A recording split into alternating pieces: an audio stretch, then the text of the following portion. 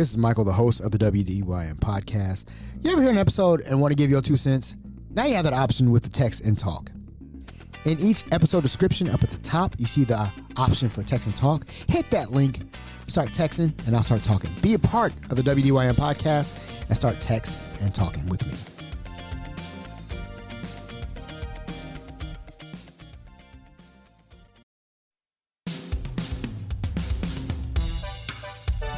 You're listening to the WDYM, the What Do You Mean podcast, Hamilton's #1 podcast.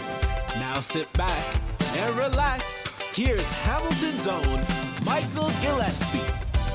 And welcome to the WDYM. How's everybody doing? Hope everybody is doing good. Hope everybody's doing great. Before we start, I want to talk about The Walking Dead, because that's funny that you did mention that. We finally finished 11 seasons of The Walking Dead together, and it's always a question when I talk to people about The Walking Dead, like, would you survive in the apocalypse set, in the zombie apocalypse and everything? And if you haven't caught yet, I said we, because I have my wife here, Destini. How are you doing, wifey? I'm good. Good. And hold on. Yay. Anywho, I always ask her, like, hey, if you were in the zombie apocalypse, would you survive? And immediately she says, No. Why is that? Absolutely not. Why? So many reasons. Anywho, but yeah, I would survive. 11 seasons of The Walking Dead, and let's just get an overall, what is your take on The Walking Dead? And moving forward, we're just getting ready to start the Daryl Dixon series. And first off, what do you think overall, on a scale of 1 to 10, how would you rate The Walking Dead?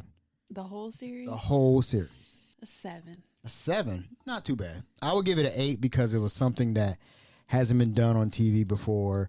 Even after the fact that Rick was gone, the series still was, you had, even though the main character was gone, Rick, you still had Negan, Daryl, Maggie, Carol. Michonne, that was strong enough to carry on with the series and everything. So I'm going to give it an 8 out of 10, and looking forward to Daryl Dixon series, but there's other ones. The Daryl Dixon series, we might do Fear the Walking Dead. Is that something you want to do? I don't know. We got the Daryl Dixon series. Then we have the Negan and Maggie series, which is, what was that one's called? Dead City? Yeah. Or something like that. And I think that's it, right? No, the one with Michonne and Rick. Oh, yeah, the ones that live, where they kept saying at the end of the series and everything. So, yeah, it's a good series overall. Probably one of the best TV shows that has gone for 11 series minus what? Grey's Anatomy. That's going on, 28 seasons now? I don't even know. That's ridiculous. Ain't no hospital drama for that long, and they still going. Do you watch that still? I'm a couple seasons behind. I haven't watched it in a while. So, but yeah, that is, a good series to watch. And if you ever get a chance, it's on Netflix right now. So get it while you can before it comes off Netflix. Today's episode is me and my wife. We went to Las Vegas for an anniversary / Backstreet Boys concert. Woohoo. Yeah. What makes this one special, because my wife has gone to, how many concerts you been to? Everyone. But how many have we been since we've been together? 2? 2, that's it? You see, you didn't go to the one in Valdosta. No. One in Cincinnati. I went to the one with Megan, and I went to the one with Emma. Oh. 2 with us together, and then overall, how many have you been to? A lot. Every time they tour. Every time they tour. Except for their last residency in Vegas. Except the last residency in Vegas. And then there was a cruise, wasn't there? Oh, yeah, I didn't do the cruise. Didn't do the cruise. So, needless to say, she's a Backstreet Boys fan. Oh, she's a big Backstreet Boys fan, and there's nothing wrong with that. Since I was like 12. It's 12 years old, Backstreet Boys fan. But first, we're gonna go through the whole vacation, have some laughs in between there, and talk about everything. Right? Okay. All right. So let's start with us arriving in Vegas, because when we got here, it was the heat. The heat, well, as you know, you're on the west coast of Vegas, and this is my second time going to Las Vegas, and this is my wife's first time going to Vegas. one of the things that, as when you travel from small city Hamilton, Ohio to big city Las Vegas, you don't want to look like a tourist. That's the first thing we do, right? That's the first thing you try to avoid, like make sure you don't look like a tourist in Vegas and everything. So we get there, and the last time I was in Vegas, it was either you drive the van that we had because I was in the military, or you get a taxi. It's changed. It has completely changed now, where everything is either Uber, Lyft or Uber. Immediately, you can get one within 5 minutes, and everything about Vegas is right there. All right, so that number one is the greatest thing about going to Vegas now in 2025. So when we get there, immediately we're hungry because we've been traveling all day. We started from Cincinnati to Chicago to Las Vegas. And so that flight was roughly about 4 or 5 hours. But I'm not here to bore you that. We decided to go to In-N-Out. And, In-N-Out Burger is a notorious West Coast thing where it's just a simple menu of burger, fries, and that's it. So what was your opinion on In-N-Out?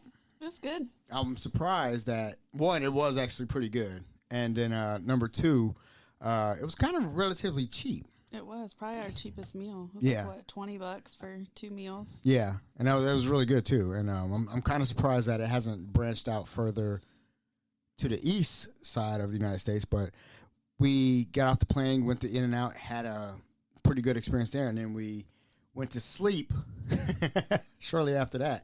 I don't remember anything doing after that day one except, we walked around. We did. We walked to the Strip. Yeah. We went to New York. New York. Uh-huh. We went into like the Hershey shop and the Coke store. Yeah. And here's the funny thing about it. Being on the West Coast, it's different because they don't have Mellow Yellow on the West Coast. We couldn't find it anywhere. And this is wifey's favorite drink. She's dialed it down from Mountain Dew to now Mellow Yellow now, so You would think the Coke store would have Mellow Yellow. Right. But then when you finally asked, they said they had it in a freestyle machine. So that was like a $4 Coke or Mellow Yellow, and it was the only one I got the whole time we were there. I did give her a warning about the Las Vegas crazies because you will come across somebody who ain't right in Las Vegas.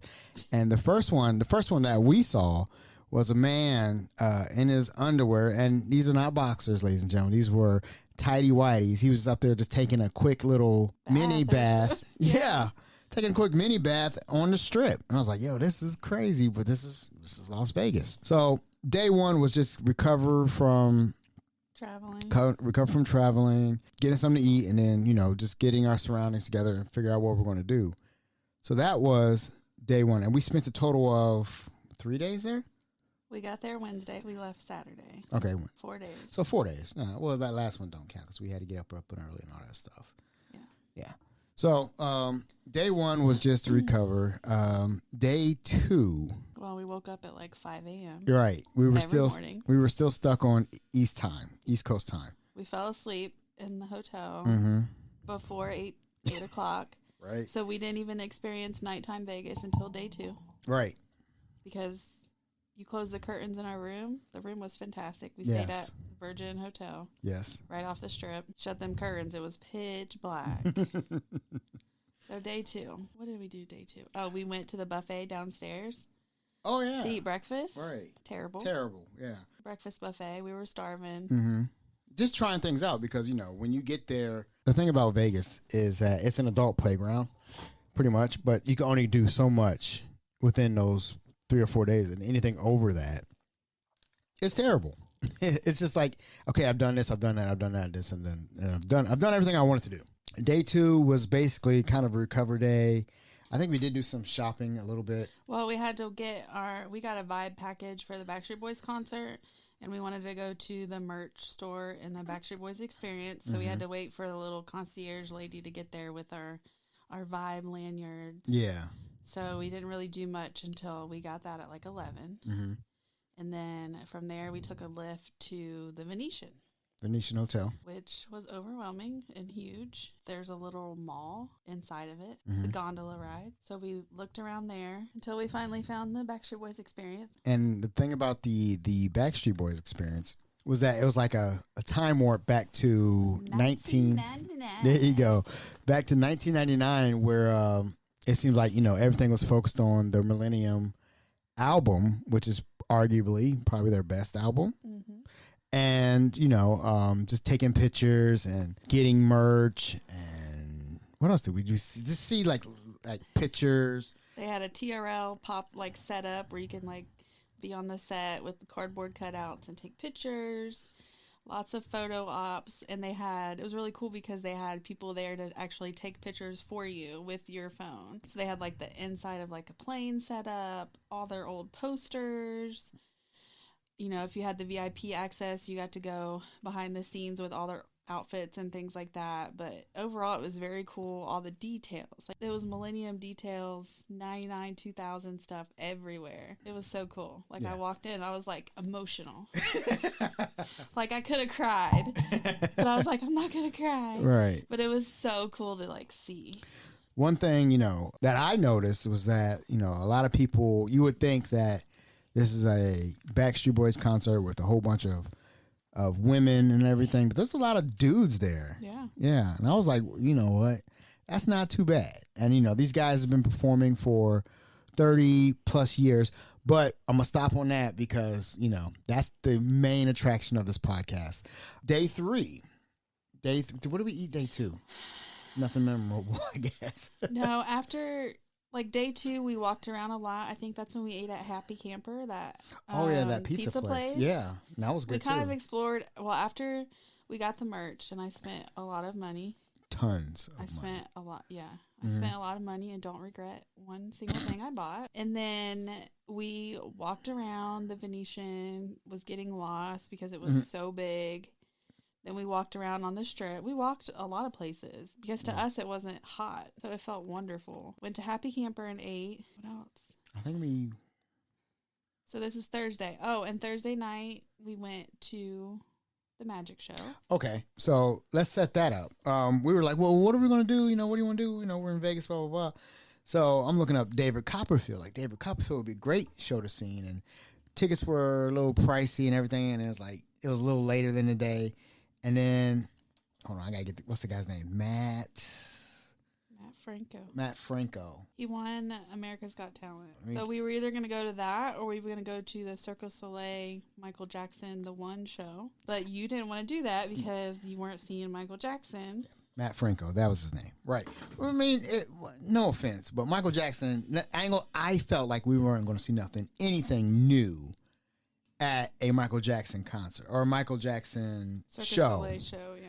Right. It would have been cool to see it, but I thought the magic show would be better. So we go to the magic show, and here's the thing. It's magic, right? So you think it's a setup or anything like that. We bought the tickets the day of. So there's no way they can find out who's buying tickets, this, that, and the other. So we're at the magic show and everything, and we're enjoying ourselves. And so at one point, Mat Franco's talking about Destiny, not my wife, Destiny, Destiny, right? And I'm like, I'm just listening to him, and he's like, I believe in destiny. And he kept saying destiny, destiny, destiny. He's like, I need a volunteer. So I put my hand up. So, I'm like, what's the odds of me getting pulled into this? And sure enough, this guy calls me out. He calls the guy in the blue jersey. I say, I'm wearing my Everton jersey and everything. Yeah, you're right. So he pulls me up on the stage. When you get on stage, you can't see a thing. The light is completely in your eyes. And he's like, yeah, we know in Vegas, we play games and all that stuff. And he's like, you want to play a game? I said, yeah, sure, we'll play a game. He said, here, take this mic and make sure nobody else touches the microphone. I said, all right, so the assistant's on my right side. I take the mic, put it on my left hand, and say, oh, you switched hands. And everybody starts laughing with the fake laugh, ha, ha, ha, ha. It wasn't a microphone, it was a light. Oh, it was, okay, my bad. It was a light. It was like a flashlight. Right. So, again, I take it from my right hand, put it on my left hand, and everybody, starts doing the little laughter thing, whatever. So, as the trick comes down, there is at least 8 or 9 doors floating on the stage. And he's like, roll the dice. And there's no dice. There's no dice. Right? He's just roll these pretend dice. So I roll these pretend dice, and he says, what'd you roll? So I roll a 7. He's like, 7's a common number here in Vegas. Everybody rolls a 7. That's the lucky number. Why don't you roll again? So I'm like, all right, cool. He's like, if you want to. He's like, you don't have to roll again to you. And you're like, yeah, I want to. Yeah. So I roll again, and I think I picked a 3. Yeah. I picked 3. So he's like, count down from the door in the middle, three doors down. So I was like, 1, 2, 3. And it was an orange door. I'm like, all right, cool. Orange door. And he's like, do you want to roll again? I said, no, I'm cool. He said, are you sure? I said, yeah, this is my door. This is my door. This is what I'm picking. He said, all right. So he said, take that flashlight and take this little sticker off and unveil what it says. There's like a little roll on it that I can't see. That you didn't even know was I didn't even know it was there to begin with. So take that sticker off and unveil what it says off the flashlight. So I take it off and I unravel it. It says Michael will select the orange door. I'm like, what? I'm like, how the hell did you do that? And mind you, the whole time he's doing all these tricks that just don't make sense to the naked eye. It doesn't make sense. And I keep thinking about how did he do this? I don't know. I've been thinking about this for a while. Because so let's rewind a little bit. When we sat down, I think I sat down first, and he said, is it you and somebody else? I said, yeah, it's me and my wife. And he said, okay, you gonna sit right here? So he'll be sitting right here. Okay. I don't know what's attached to when you purchase the tickets. I purchased where we were sitting, and I purchased tickets that day. And your name, that was it. They didn't know my name. Right. They Just didn't. you. Right. So I'm thinking, this is how I think they got me. I think he was chiming me in when he kept saying, your name. Yeah, but he didn't know my name. But there has to be some kind of, in my opinion. Yeah, they looked it up. They looked it up. They had to, because, how else can they just, there has to be something. Put my name in there and put in a Google search or something, and I don't know. That's what I'm thinking. That's the only thing that I can think of that makes logical sense. Unless it was just a coincidence that they were saying my name. So I'm like, if they saying, I believe in destiny, I have a destiny, I'm like, well, I got a destiny too. Raise my hand. So I raise my hand and I get on the stage, and next thing you know, Michael selects the orange door. It was crazy. It was absolutely crazy. It was fun though. Absolutely fun. I didn't know what to expect going into it. I didn't know if it would be something I would like, but it was like an intimate setting. He was very interactive with the audience and very good at his job. Very. And that is why he won America's Got Talent. Right. And so, that just made it take it to the top as far as the experience, the Vegas experience and everything. So we come back home and... No, you're forgetting. Slow down. Sorry. We went to Bellagio. Okay. To see the fountains. Oh, after. yeah. So this was our first night, my first night experience in Vegas. So we got a lift or something, I think, over to the Bellagio to see the fountains. Yeah. And there was so many people there. And it was 9, I don't know, it wasn't that late. It was 9 o'clock. There was little kids in strollers, every walks of life, half naked women. Yep. Booty with everywhere. Booty out that said Las Vegas on their butt. Yeah. There was blow up characters of Stitch and Mickey, weird looking Mickey Mouses, so random. People with coolers selling bottles of water and beer. It was a sight to see. I mean, I would not bring my kid to Vegas. Not at night. At night. No. Because I didn't want to see all that stuff. So we watched the little fountain show. That was cool. Pictures. Yeah. And speaking of that one guy, because again, that day I'm wearing my Everton jersey. Yeah. And he's like, oh, Everton. He's like, yeah. He says, I'm a Liverpool fan. I said, you know what? We all can't be perfect, okay? You jerk. They take a picture. So I took a picture on his phone. And yeah, I'm a Liverpool fan. Get out of here. So that was another interesting thing that happened. Then the main event. So Friday morning of the day of the concert, we were trying to figure out something to do because we feel like we've done so much prior to. One of the things that is beneficial when you don't go to Vegas is TikTok. Destini found something on TikTok. It was the Wynn Buffet. Yep. The Wynn Buffet. And again, it's 8 o'clock in the morning, and we're like, well, do you want to go to the Wynn Buffet? And again, once you're in Vegas, you got to do Vegas things. And the Wynn Buffet is definitely one of the things that we decided to do. How did you come about the TikTok or whatever? I heard that there's so many buffets in Vegas, and I heard that the Wynn was one of the best ones. I was like, okay. And I looked at the food that people would post and just looked really good, but it's very expensive. Yes. It's like $90 a person. And it includes like seafood and all those things that we don't really eat. So I just happened to look at the website Friday morning, and they had a morning option of all the things but seafood. I'm like, okay. And it was $60. I'm like, okay, $60 a person. Did the reservation, got us a little lift, and went to the Wynn at 8 in the morning. Right. And the thing is like, you go to your buffets here in Ohio, and it's, I think most of the times we go to a buffet, it's usually an Asian buffet. Yep. Rice and all that stuff. When I tell you the Wynn's buffet is stupidly,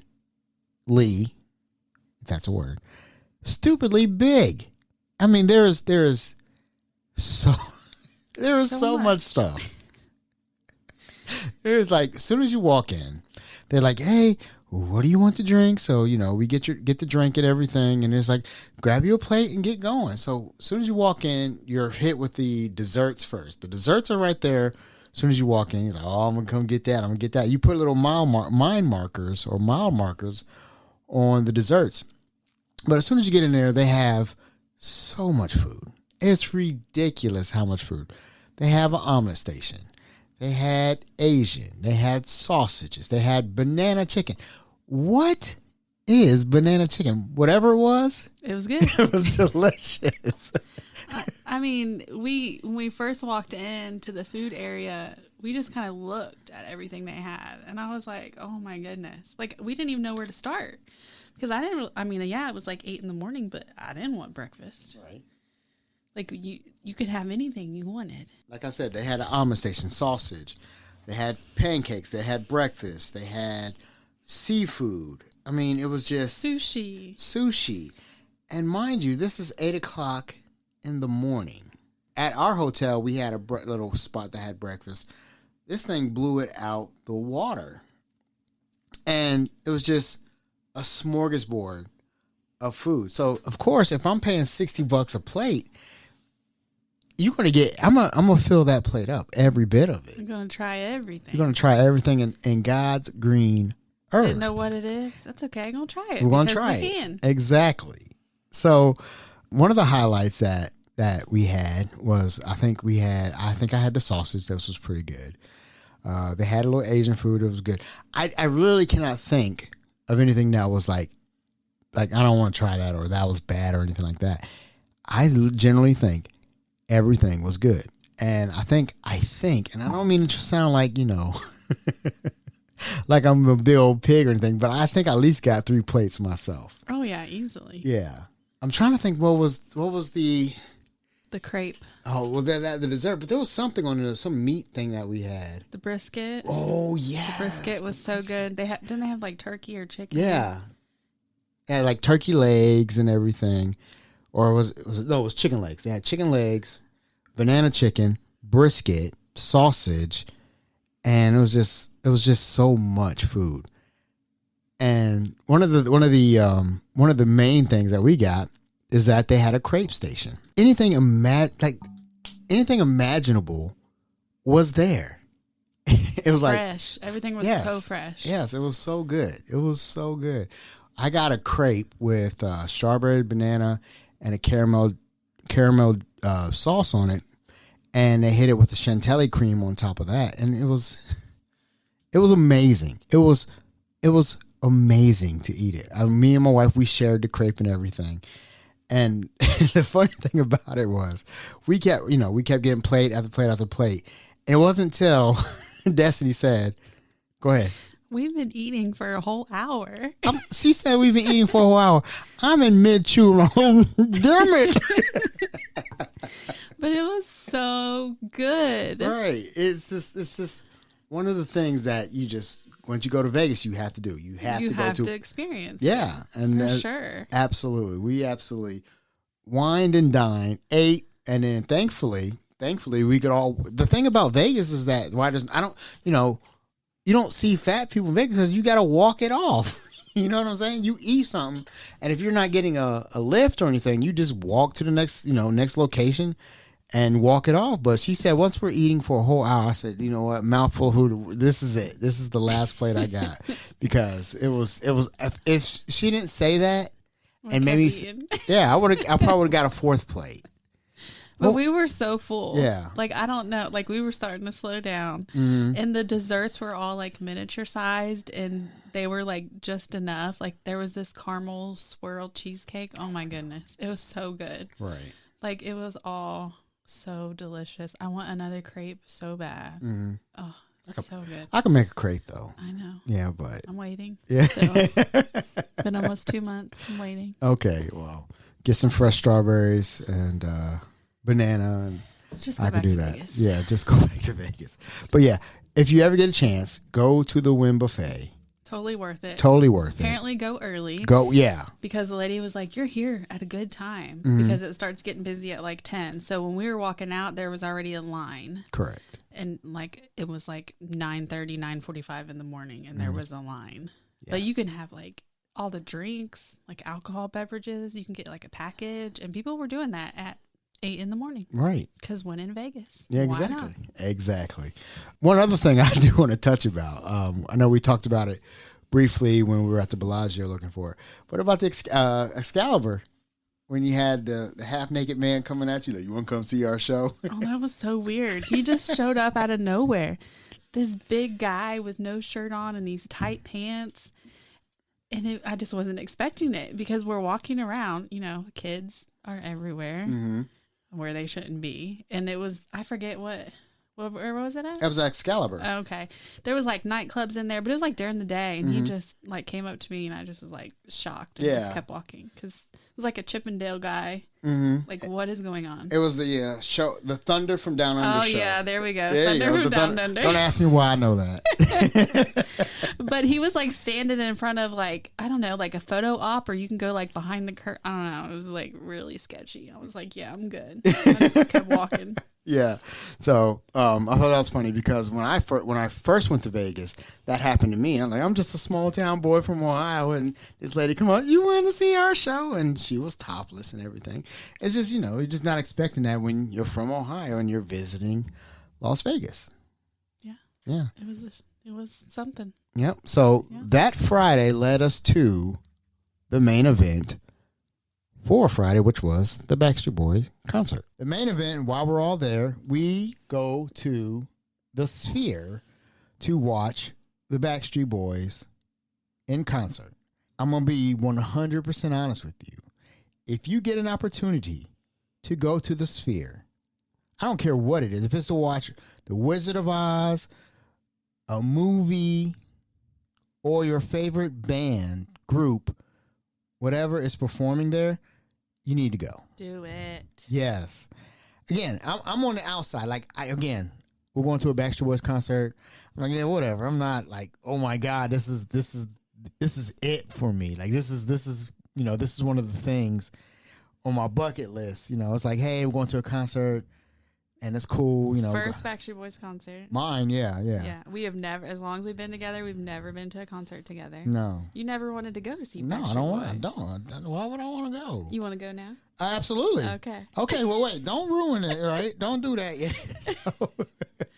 So we go, and again, the Sphere is amazing. And wait, set the theme. Okay. So it's Millennium. They wanted everyone to wear white. 95% of the people probably wore white. 20,000 people a night. Mm-hmm.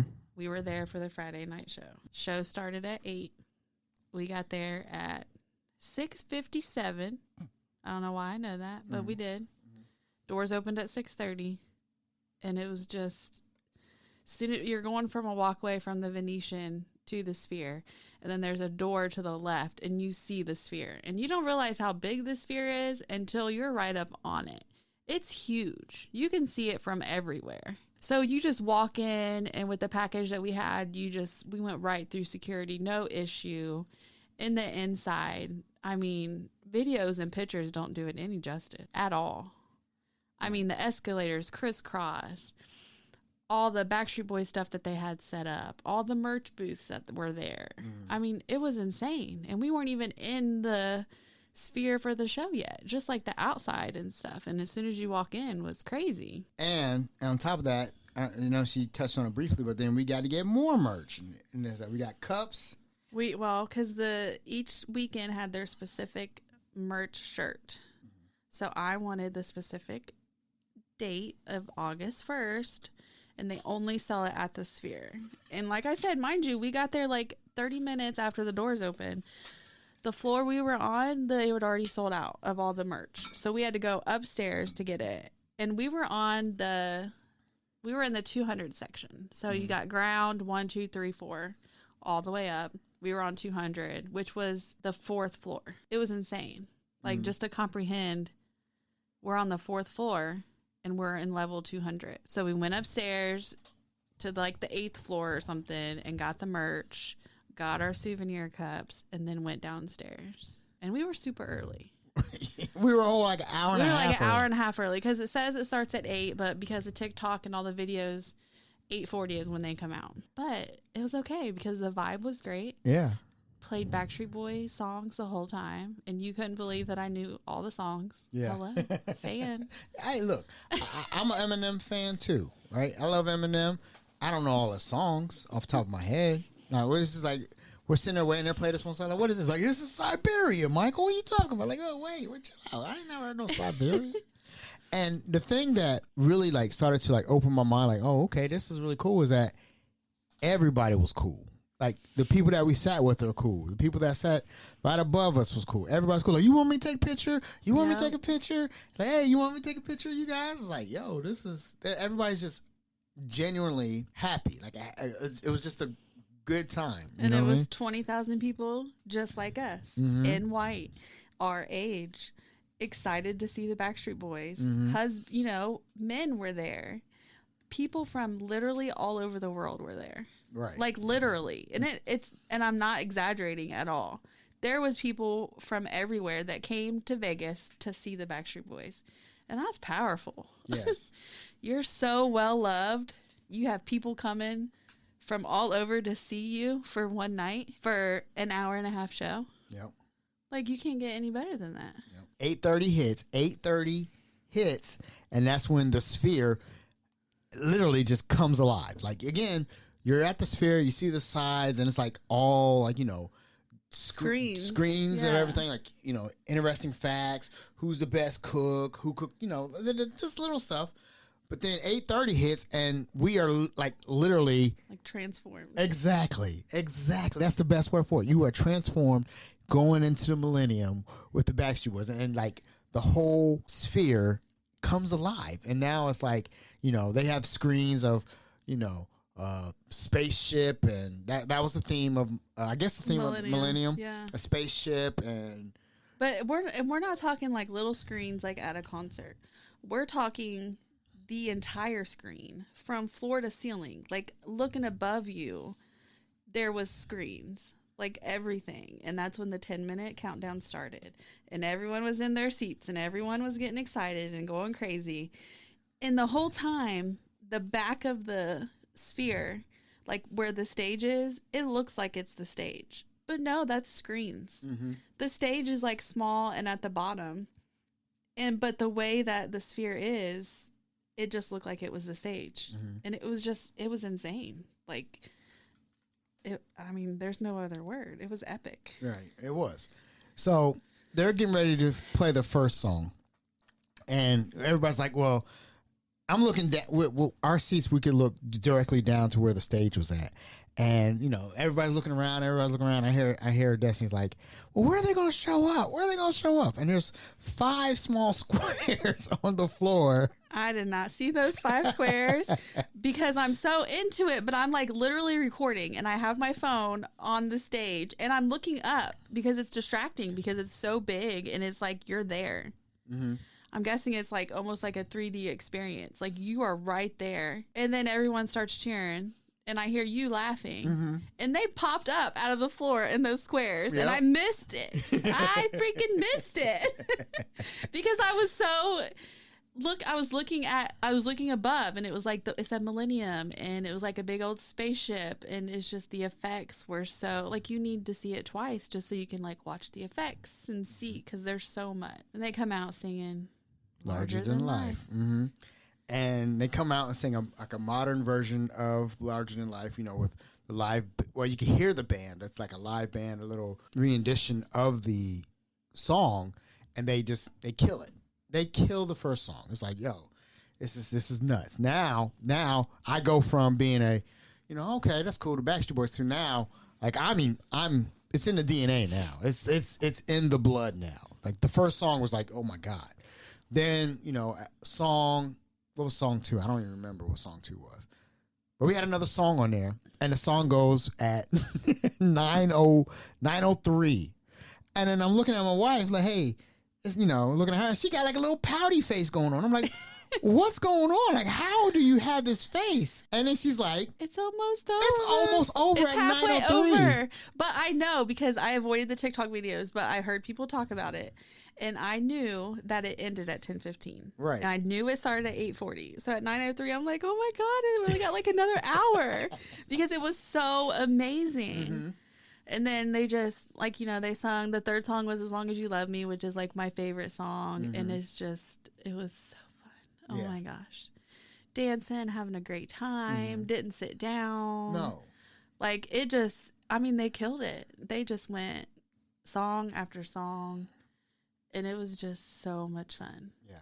And one of the things that I noticed was that, me, my wife, and the people around, we're all enjoying the music and everything. But however, if you look down and to the right, there's a group of, let's just say, Latino or Filipinos. They are having a music video in the lower right corner. They are singing. There was like 4 guys and a bunch of other women. They are having a mini music video at the concert. And that's part, again, another reason why I am now a Backstreet Boys fan, because they are enjoying the concert to the utmost degree. Oh, yeah. They were living their best life. They were living their best life. Like going to get more beer and everything, but they come back down. They were singing As Long As You Love Me Too. It was amazing. It was amazing. I just really a loss of words for the whole experience. It was so much fun. And I was not expecting... Like, I was expecting to have some fun and enjoy it and, have my wife enjoy this experience because this is her thing. This is her thing. This is her thing. But now it's like, okay. Let's go back. Huh? That's what she says. So let's go back. But that was the thing. That was by far probably the best concert. The best concert I've ever been to. Like, I don't know how I can just go to like a normal venue and see them ever again. Right. I mean, obviously I will, but it's never going to be the same. Like, it was, and everyone that you see online, the same thing, like they outdone themselves. So much so that before, like when we bought our tickets like in February, like we waited months to go to this concert, like 6 months to go to this concert, and we bought them. And then after the first shows started, because we went to the third weekend of shows, so everyone was starting to get the hype. Well, they initially added a couple more weekends of shows. Well, and then right after we left, I mean, it's still a big deal. They added 7 more shows after Christmas. And then the response was so high, they added 7 more shows in February. Right. Like, this was only supposed to be like a 4 or 5 week thing, and it's turned into so much bigger than it was because of how amazing the show is.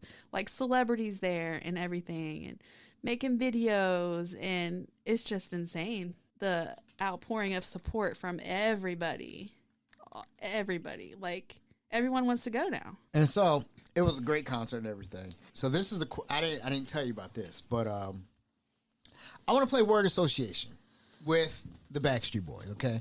Because when I got there, I always have, this person does this person does that, and then I want to do word association with each member of the Backstreet Boys, in your opinion? How they were then, and how they are now. Okay? So let's do the easy ones. So I'm going to say one member. Mm-hmm. You're going to tell me how they were then and how they are now. So let's start with number one. Kevin. Kevin was always like the quiet one, I feel like. He's supposed to be like he's like a background singer. Right. He wasn't like dominant in all the songs. Mm-hmm. But now he's like a badass with his long hair and how he gets so into the music and dancing as the oldest member in his mid-50s. It was like another side of Kevin. He wasn't so like reserved like he used to be. Mm-hmm. I feel like. Okay. Agree. Absolutely. Yeah. Okay. So Howie. Howie was always the soft, quiet one. Mm-hmm. Amazing voice, but he just didn't have a lot of the, opening acts or opening like songs, except for his Spanish Eye songs, which is my favorite. Which is one of your favorite songs too. That he sung. Now he's more vocal.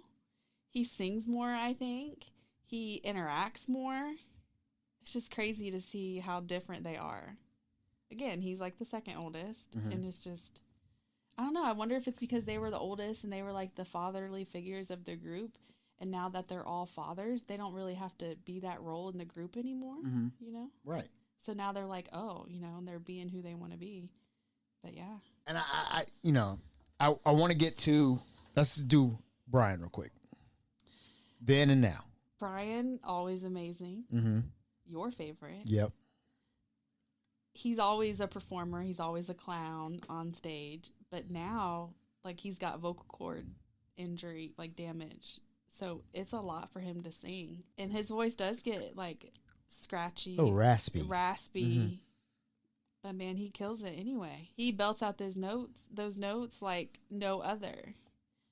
But also you can tell when he needs help, he just has to do a certain look, and all the boys know, like, he needs some backup. Right. And then I noticed in the, I don't know how the original Larger Than Life was, but in the concert, or the one I watch on YouTube, it's like I see Howie helping him out a little bit. So I don't know if that's planned or not, whatever, but I always say that, like, Brian to me was always the leader as far as vocal range and everything.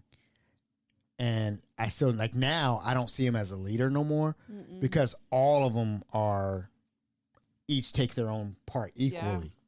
Yeah. And that's what I enjoy about, that's why, one, they've been doing this for almost 30 plus years now. Yeah.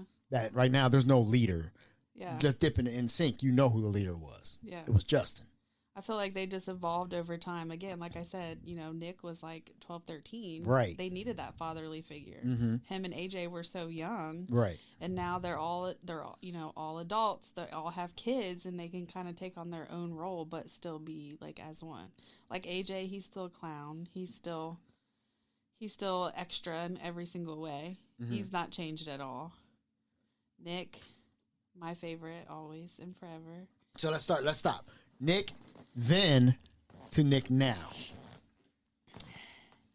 Nick always would he would have his own, like, parts of the song. I've always thought it was Brian and then Nick. But now I feel like he just dominates. That's exactly what I was thinking. Like, I think then he was an understudy. He was like, okay, you're good, but you're not like on this level.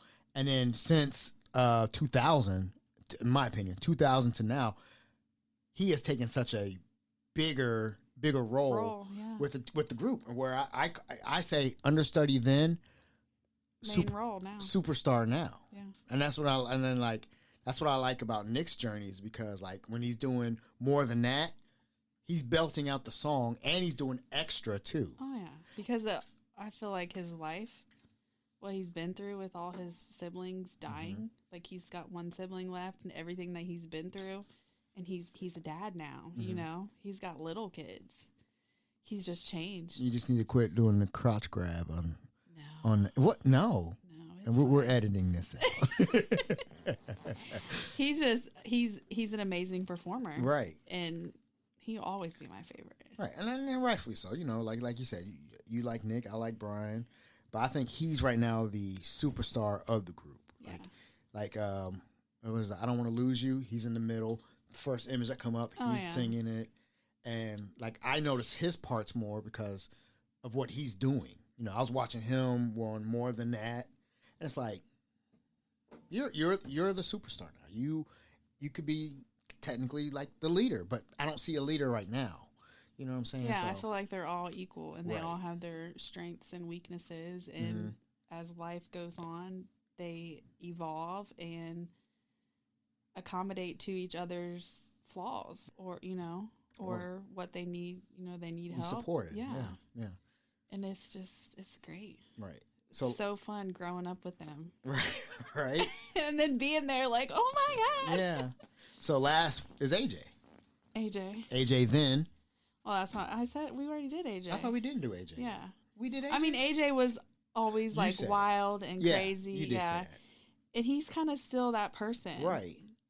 He hasn't really changed a lot, but he's always, his vocals, he's always extra with everything.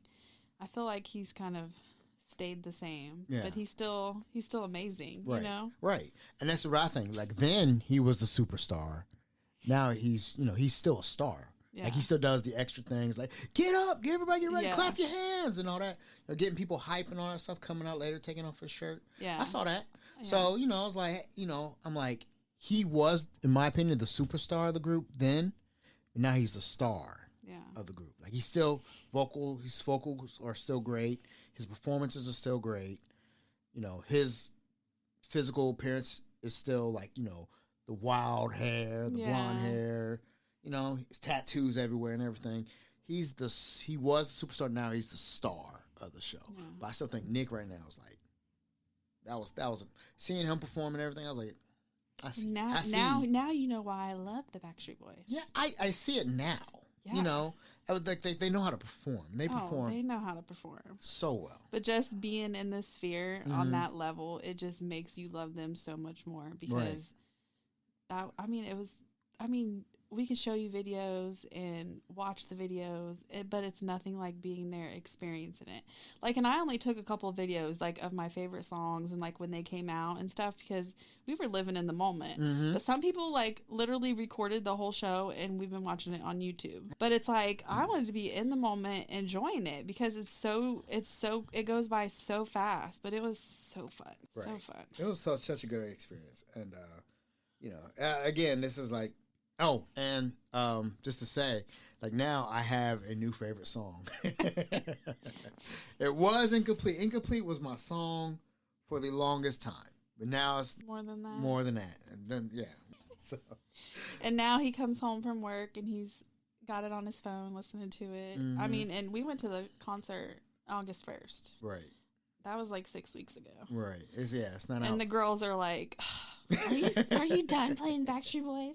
Because that's all that they've been hearing. But then it's like, I want to just relive it again because it was so much fun. Right. And it was. It was. It was a good time. And, I wouldn't be opposed of going again, but we got to pay for this trip first. So. Yeah. YOLO. YOLO. Let's go see him the day after Christmas. Yeah, it could be a Christmas and birthday all wrapped into one. Vegas in December, that's cold. Hey, that's fine. Yeah, okay. You say that now. Can't be any worse than Ohio. No, that's true. No, that is true. So that's pretty much it in a nutshell. Again, we had a great time. If you get a chance to go to the Sphere, do it. Please do. Please do. But I did make a couple of questions I had concerning what's next for them. Like, I think they should have a Sphere album. I think that'll be great. That would be great. Their live performances or something similar to that. Or I think what they call it, acoustic album. Or I don't think that'll be good too. Yeah. But we're just, living the Backstreet Boys life right now, in their world right now, because the performance was amazing. 12 out of 10, I would say. And even I'm not the biggest Backstreet Boys fan, but now I am. You're I am. welcome. Yeah. So that's it. That's it. If you get a chance, please go to Vegas. Please enjoy the Sphere if you get a chance. And if you're a band or you're a group, the Eagles are coming in town. That you should get them to go see the Eagles. Right? With that being said, I'm the host of the WDYM. My name is Michael Gillespie. My special guest, Destini. Thank you so much, guys. Peace out, Girl Scout, Boy Scout, and we're out. Bye. Peace.